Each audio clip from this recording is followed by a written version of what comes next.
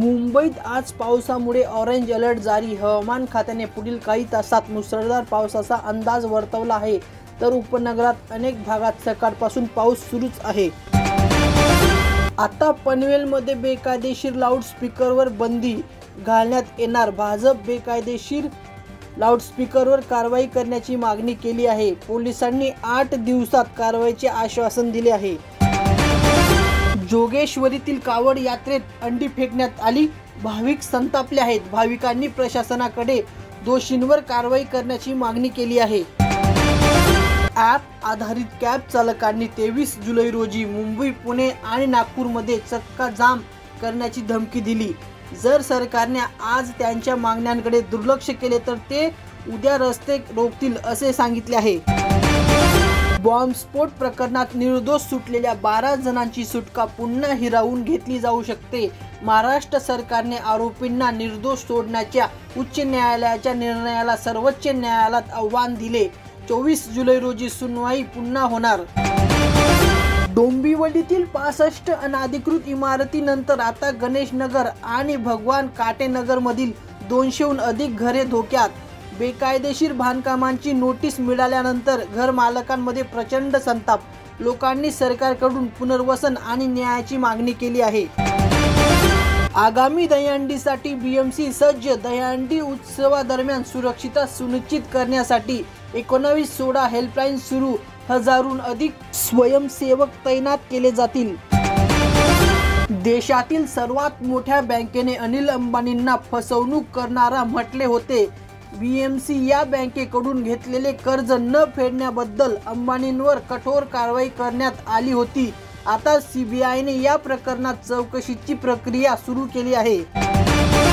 ठाण्यात डेंग्यू मलेरियाचे वाढते रुग्ण आणि रुग्णालयांमध्ये रुग्णांची वाढती संख्या तसेच संसर्गजन्य ताप आणि कोविडच्या वाढत्या रुग्णांमुळे चिंता वाढली। आरोग्य विभागाने सावधानगिरी बाळगण्याचा सल्ला दिला आहे। विरार मधील निवासी इमारतीच्या लिफ्टमध्ये लघवी करताना ब्लिंकिंग डिलिव्हरी बॉय पकडला। CCTV footage viral. पोलीस ठाण्यात तक्रार दाखल केली। मायक्रोसॉफ्टच्या सर्व्हरमध्ये मोठा सायबर हल्ला। 100हून अधिक संस्था बळी पडल्या। सायबर हल्ल्यानंतर मायक्रोसॉफ्टने वापरकर्त्यांना अलर्ट जारी केला। या हल्ल्यांमध्ये वापरकर्त्यांची गोपनीयता लीक होऊ शकते। रमी प्रकरणात नाव ओढल्यानंतर कृषी मंत्री माणिकराव कोकाटे संतापले। त्यांनी विरोधकांना न्यायालयात खेचण्याचा आणि त्यांच्यावर मारहाणीचा खटला दाखल करण्याचा इशारा दिला।